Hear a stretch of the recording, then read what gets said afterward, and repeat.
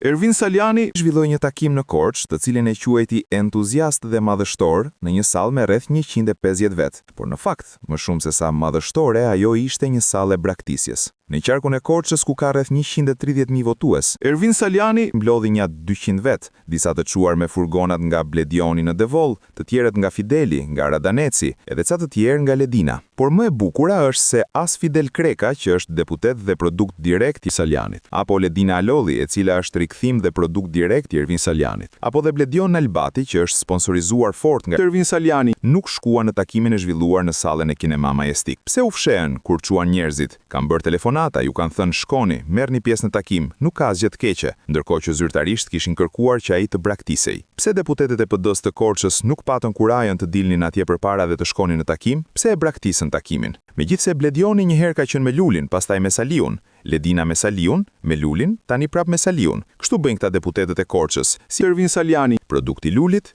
kaloi te Berisha, tashi po ikën dhe nga Berisha. I është mbushur mendja që është lider i madh pasi mbolli flokët në burgun e Fierit, ku vuajti dënimin si mashtrues me vendim gjykate. Por ajo që duket nga deputetet e qarkut të Korçës është se hedhin gurin dhe fshehin dorën, çuan njerëzit dhe nuk dolën. Dhe nga ana e vet, ata që kanë dinjitet dhe kurajo, edhe pse e kanë çuar 50 vet, shkojnë atje dhe ju dalin për zot, se ekzistojnë SMS, telefonata, demokrat, qytetar që thonë se janë telefonuar, ju është kërkuar të shkojnë të takimi i Salianit, apo kur kanë kërkuar mendim. Prandaj, do t'ishte më e ndershme dhe njerëzore që deputetet e PD-s në Korçë të mos fshihen pas gishtit, por të dilnin hapur dhe të mbështesnin Salianin, si të shkojë një djalë i ri që pretendoi se ishte sekretar, apo të tjerë që nuk shkuan fare, apo antarët e kryesisë që donin të shkonin te Saliani, po e braktisën, nuk shkuan. Politika është e shkreta dhe e ka atë damkën e saj, por do t'ishte më dinjitoze nga deputetët e Partisë Demokratike të qarkut të Korçës, për ata, për demokratët, për vetë qytetarinë, që të shkonin atje hapur, jo të çonin njerëzit apo t'i organizonin